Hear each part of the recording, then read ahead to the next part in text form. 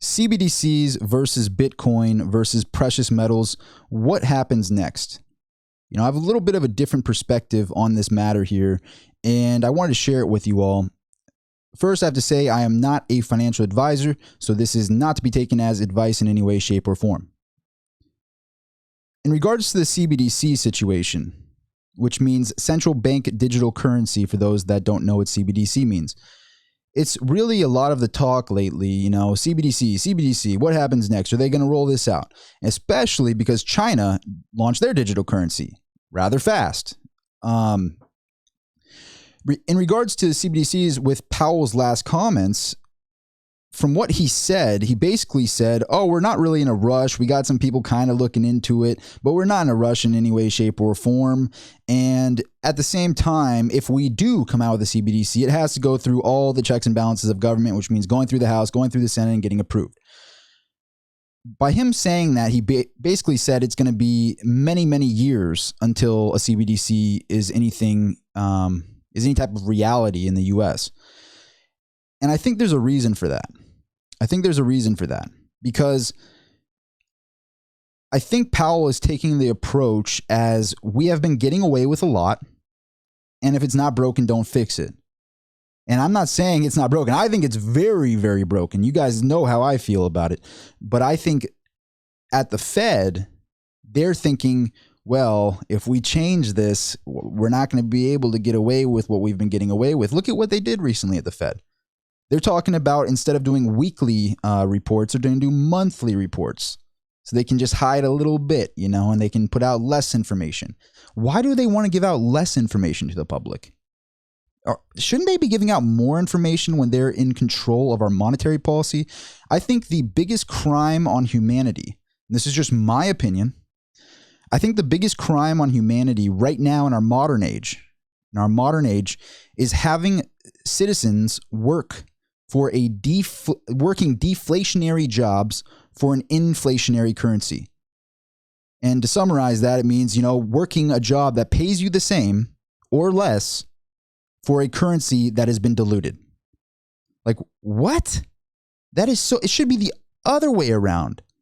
The way the dollar was first established, being backed to gold and silver, was actually supposed to be the opposite, where your economy is doing so well that you might be being paid more with a currency that is getting more and more value compared to other currencies, because this currency is actually backed to gold and silver. While gold and silver goes up in value, your currency is back to it. So it's a deflationary currency. Well, I don't know if it'd be deflationary, but compared to the other currencies, perhaps deflationary, with wages that are inflationary. That's what you want. That is the scenario what we used to have in the US, where people were doing so well in the economy that they're being paid more of a currency that is holding its value, or buying more compared to other currencies because of it being back to real assets. But we don't have that anymore. We have just it's, in my opinion, a monopoly. And where Bitcoin comes into the picture, and I know I'm going to lose a lot of people when I talk about Bitcoin, but I'm going to keep it real with everybody on my channel and just really say what my personal opinion is on these matters. With Bitcoin, I see it as the people of the world, not just the governments of the world. I think the people of the world are going, you know what? We're really sick of these monopolies on currency. We're really sick of currency being backed by thin air. And we want control again. And I see that the same way with silver and gold. But if we're being honest, we're going towards a digital world. To go back to the CBDC situation here, we already have CBDCs in a way. Has everyone forgot that? More than 90% of dollars in existence are already digital. Yeah, I think it's something around like 93%, but it's definitely over 90% of the dollars in existence are already digital.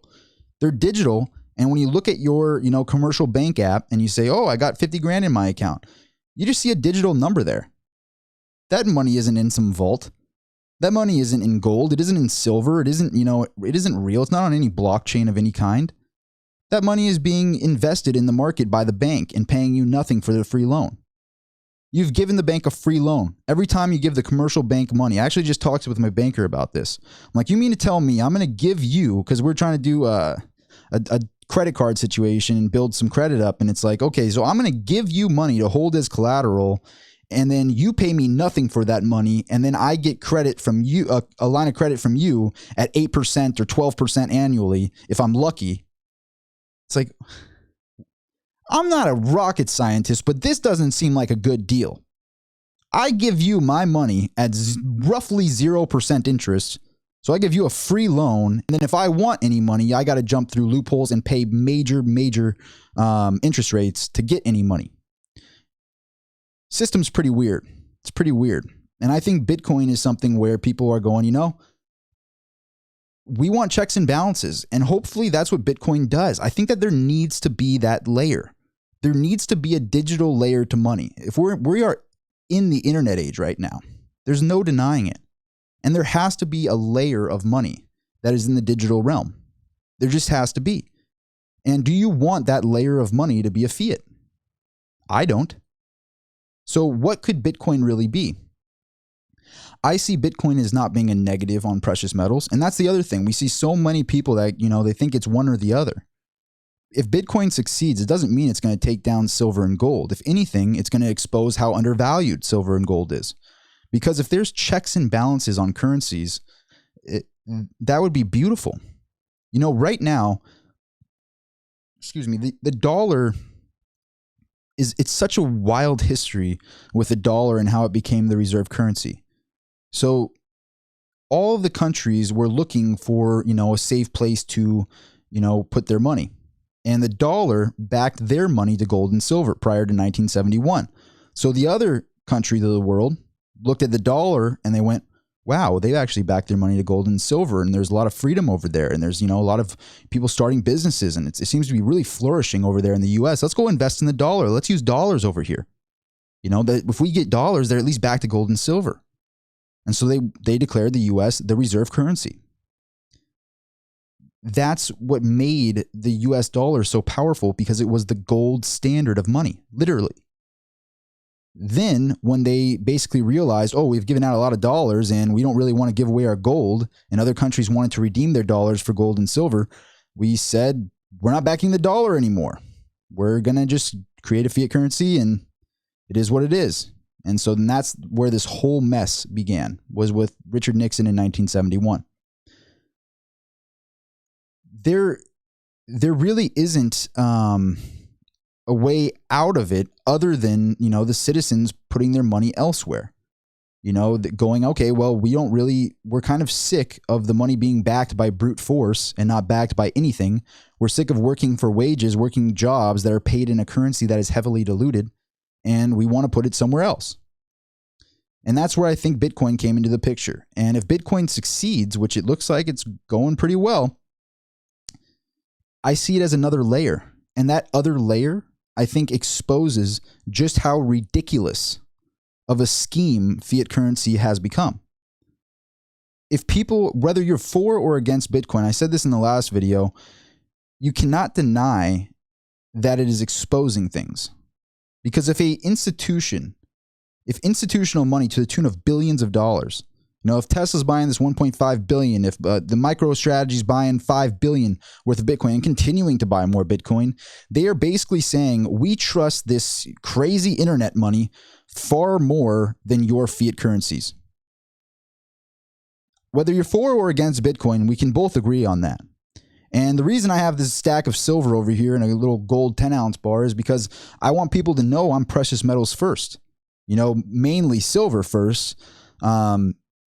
But I believe in Bitcoin as well. And I think Bitcoin adds to a decentralized digital layer to everything that's very, very much so needed. Because this was supposed to be the checks and balances. This is what it was meant to be. A government wasn't going to be able to inject trillions of dollars because they had to back that money to the real asset. And when they detached it, they basically just said, let's just back the money by brute force and we'll just steal all the gold and silver.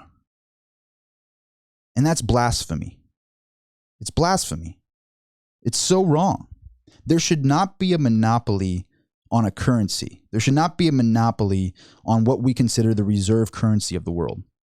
Ideally, if we're really going to put out a T-chart and go, okay, what's the ideal future currency? You know, you would want it to be decentralized on the side where, you know, what we want in a future currency. So on this side of the T-chart, you'd go, you want it to be decentralized. Okay, good. You're going to want it to be digital so you can easily move it around. Okay. You want to be able to reward people for helping that system be in operation. Okay, well, we pay the miners to move the Bitcoin around. Even when it's fully mined, you compensate the miners in fractional amounts of Bitcoin to move the Bitcoin from point A to point B, from wallet A to wallet B.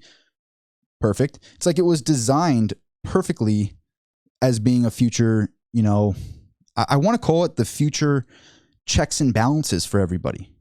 You know, in a way, the reason why in the Constitution it's written, you know, that we are a republic, you know, I pledge allegiance to the flag and to the republic for which it stands, you know, the reason it says republic is to give the people the power. The individual people were supposed to have the power in this country with a very small, limited government. But that's not what it's become. That's not what it's become. I see what's going on in the precious metal space, but mainly in the Bitcoin space because it makes it so accessible and so easy to move this money around. It's like that. It's just another layer.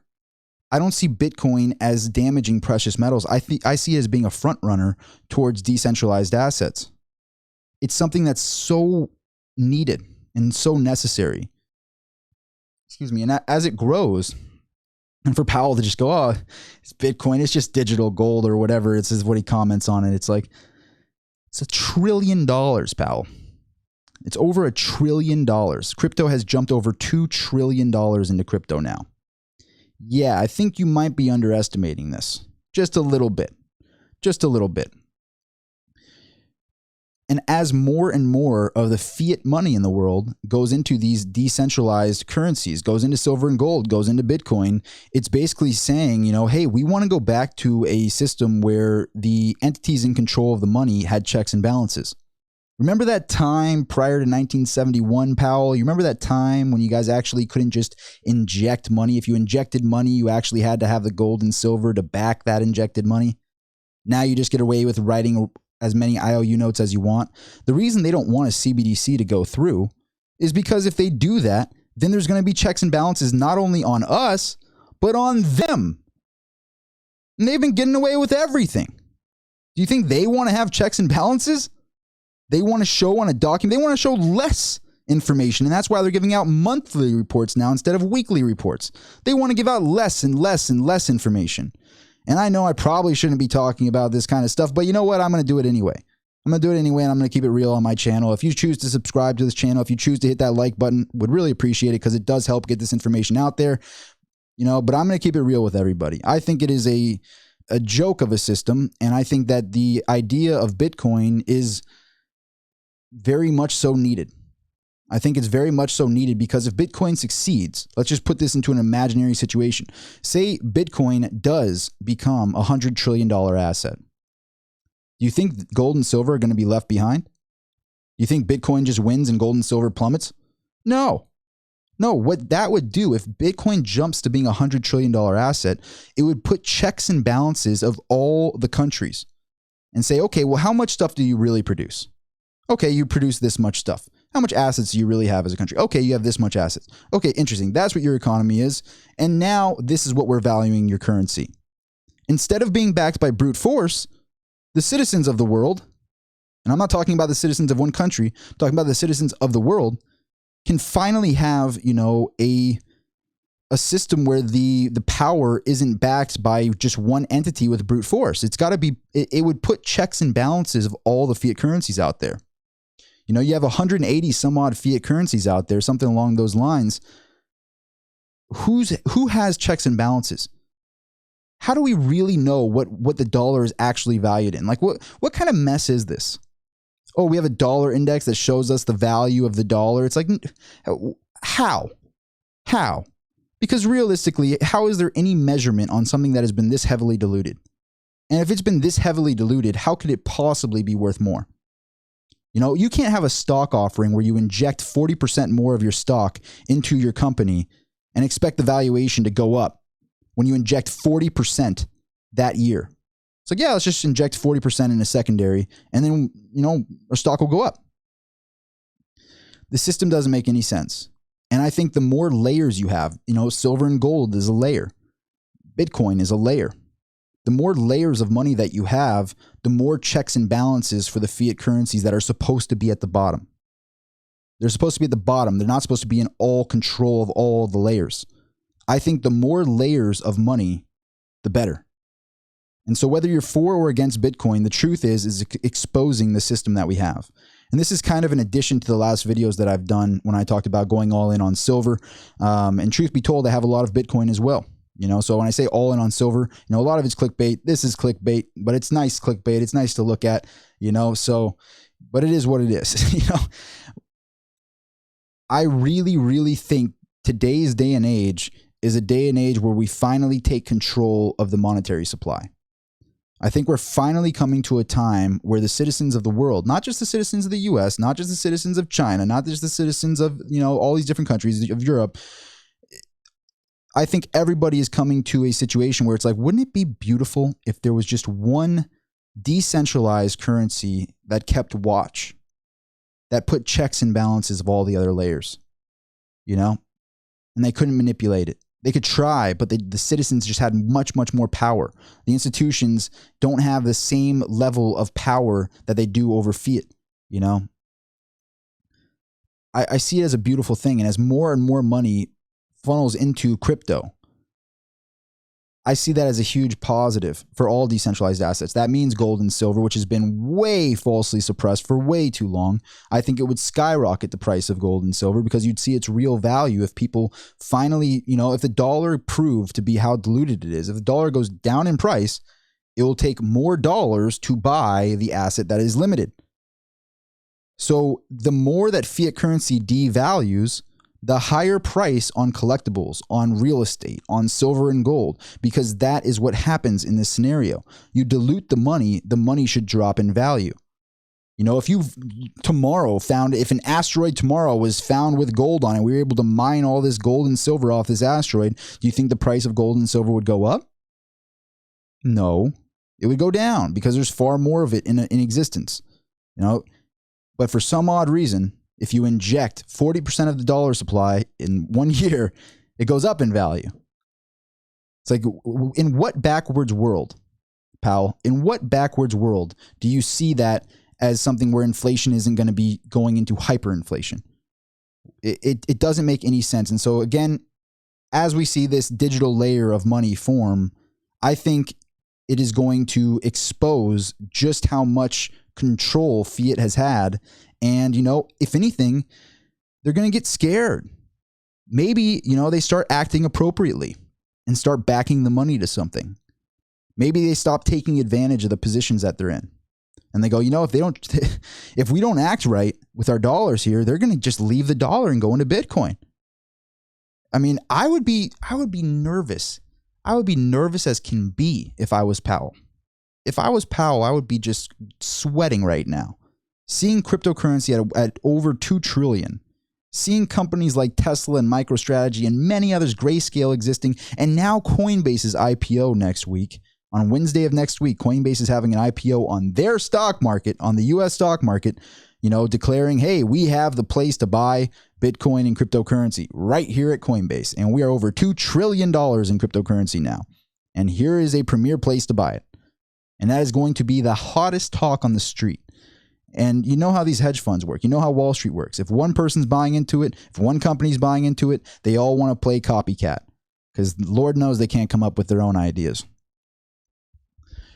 I think that it's just a matter of time before this continues. And really, is it not a beautiful thing that these companies can choose to do that? Because there is one certainty. The one certainty when it comes to finance is that if you're holding dollars, you have a burn rate to that money, thanks to Powell. That's the truth. If you're holding dollars and you have no plan of action with it as a company, if you're Tesla sitting on $15 billion and you have no plan of action with it, on how to spend it, you are essentially holding a hot potato that is about to burn. And I don't think that burn rate is 2 point some odd percent. I think the real burn rate is around 15%, maybe 20%, maybe more than that. That's what I really think the burn rate is, because what I'm seeing at the gas pump, what I'm seeing at the grocery store, what I'm seeing from building supplies, it's a lot different than 2 point whatever percent that Powell says. It's a lot different. And so again, CBDCs, I think it is just, when it comes to the US, I think that they don't want that to happen because they think they already have it. They have a CBDC the way that they want it to be. Not the way that we would want it to be as citizens, where we have them in checks and balances. Excuse me. They already feel like we have a CBDC because they get all the power to do whatever they want and get away with whatever they want and inject whatever they want to solve their problems. It's like, how do you get across in a world where whenever you face a problem in the monetary system, you just go, let's just inject more money, guys. It's like, oh, no, let's not work hard and make a real solution here. Let's just inject more money. It's like, and people look at Powell and Yellen like they're economists, like they're intelligent economists. I hear people describing, the people at the Fed, oh, there's hundreds of brilliant individuals in charge. It's like, brilliant at what exactly? At lying? I guess they're very brilliant at that. Being actors, great actors. Give them each one of them at the Fed. Give them a Academy Award. Oh, sorry. This is just my opinion, by the way. Just my opinion. Not to be taken as fact. Just my opinion. Could be completely wrong. Disclaimer. So to summarize it, I know this has been a bit of a rant video, and I do that at times. I hope that there's some value in there for you. If there is, hit that subscribe. Be part of the channel. It's totally free to do it. I know it's a big investment. It's about $0.00 to click that subscribe, but it really helps support the channel and get these videos out there. If you want to hit that like button, really appreciate it, and throw a comment down below. It does really help the YouTube algorithm. I guess that's the perfect mixture. If people watch your videos all the way through, if they like it, if they subscribe, it helps promote the video and bring it out to more people. And I really appreciate you doing that if you want to do that. If you found this information to be valuable, if you agree with this information, please do let your voice be heard in a comment down below. To summarize, though, I think a CBDC already exists the way that they want it to exist. I think the dollar already is digital. So when people talk about cashless society, digital dollar, CBDCs, it's like, we already kind of have that. And it's outfitted in a way where they want it to be. They don't want to outfit it in a way where they have more checks and balances. They want less checks and balances. How do I know that? Because now the Fed is only reporting monthly instead of weekly. Like, in what world is that okay? That the person in charge, the entity in charge of all monetary control, can report less information to the public. Makes you scratch your head a little bit, Makes you scratch your head a little bit. Like, how is this okay? But in regards to Bitcoin versus CBDCs versus silver, I think the winner of the battle, is Bitcoin and precious metals. And I think they're on the same team, as I've always said on this channel. I hope you know I don't like to change my thesis. I like to stay the same. I like to stay consistent. And if you go back all the way to the beginning of the videos on this channel, I'm saying the same stuff. Only now it's more in the spotlight than ever before. And so I like there being an option. I don't just like it. I love there being an option for the citizens of the entire world to go, I know this is wild. I know this is crazy, but I trust Bitcoin and cryptocurrencies far more than I trust the fiat system. Because I know for a fact it is a risk that the cryptocurrency is going to go up. But it is a fact that the fiat currency has a burn rate. So I know for a fact, if I'm sitting on dollars, that I am losing a certain percentage in inflation. There's a certain burn rate to this money. And if I hold it for over 10 years, I know I'll have pretty much, it'll be worthless. If it has a 10% burn rate annually and I hold it for 10 years, then I've technically lost 100% of its buying power. And is that a crazy thing to say? No, because it's at the inception of the Fed in 1913 until now, the dollar has lost 99% of its buying power. Yeah, and that's real. But we don't get to claim any deductions on the loss of buying power of the currency that we're paid in, right? No, we should pay them more. We should pay them more of the currency that has been diluted. Perfect. What a great scenario. And meanwhile, this currency was created to be backed. It's in our own constitution. Gold and silver is in our own constitution. No state shall make any money from anything but gold and silver coinage, something along those lines. It's wild. It makes no sense. And I love the idea of giving the people the option to go, you know what? We want a third layer. Gold and silver is a layer. Fiat money, fiat currency is a layer. We want a new digital layer. And on this digital layer, if you guys don't start acting right, if you don't start acting right and caring about what a real economy is supposed to do, not just consume, and digitally inject, print, digitally inject, what a real economy is supposed to do and how they're supposed to act, that's what we should be doing. And if they don't start acting right, the citizens will go, you know what? We're putting our money into this digital layer here. Yeah, it's crazy. Yeah, it makes no sense. But we're doing that. You know, we're putting it into silver and gold now. Yeah, maybe some people think we're crazy to be sitting on gold and silver. But the truth is, what's worse? You know, a guaranteed burn rate or a risk buying into assets that are actually finite, that are actually limited. I think the prices of collectibles as a whole, of all finite items, are going to skyrocket. Because if the dollar finally gets some checks and balances by the digital layer, and say, you know, what China's doing right now with the digital currency over there, in my eyes, I see this all as, you know, healthy competition. You know, Bitcoin, I think, is healthy competition. Why do we have these supercomputer phones that are only $1,000? And I know some people might be like, well, $1,000's a lot of money. No, it's not for this. This has a camera and a video camera on the back that it has such high quality that it is better than a $20,000 camera just like 10, 15 years ago. That's how high quality this is. You know, everything on this device, I mean, if this device was 20 years ago, I mean, this would cost millions of dollars to make this 20 years ago. But you get it for $1,000 in your pocket, connected to all these different social medias that you can watch here on YouTube and do all this stuff. This technology exists because of competition. That's why this technology exists. And what better place for competition to exist than in currency? We should welcome competition with open arms. And I see Bitcoin as just another competitor on the field. You know, I happen to see them, you know, some competitors can be allies, you know. I think Bitcoin is a competitor directly to fiat, and I think silver and gold is a competitor directly to fiat currency. They seem to be on the same team. But I see it all as healthy competition. And if anything, we should welcome more and more and more competition when it comes to assets, when it comes to currency, when it comes to collectibles, all this stuff. It should have as much competition as possible. And the more competition that comes into the space, well, you know, it's like the reserve currency is up for grabs, because realistically, it's all just, you know, fiat money. It's all not backed to anything. None of it's backed to anything. So if one of them decides to back their money, that'll be the winner. You know, maybe that wins the first layer or the second layer. And then, you know, Bitcoin is the overseer of it all. And then maybe silver and gold is the overseer underneath that.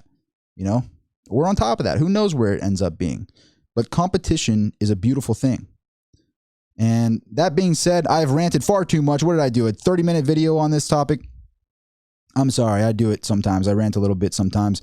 Thank you so much for watching. I really appreciate it. I'm actually working on a new streaming setup. I'm always running stuff off my laptop, and that's why the streams weren't working so well on this account. So if you want to tune in for the future streams, subscribe, click that subscribe. Again, it's totally free to do that. No, it's a big investment, $0.00. Click that red subscribe. And if you want to be notified, click the bell and all notifications, and you'll be notified of any future video or live stream on this account. But I am setting up an actual PC, which is going to be connected directly via the Ethernet. All of the people that shot me a DM to my Instagram, at Rob Sultan on Instagram, all those people that helped me design this new streaming setup and told me, hey, if you're using a Mac, you're using a laptop, that's where you're going wrong. You have to have a direct connection to the internet. So we're working on all of that. And when I get it dialed in, we will never have a problem with the stream ever again. Until then, I'm going to be doing these premieres. I hope you enjoyed this video. Thanks again for watching. Signing out. See you at the next video.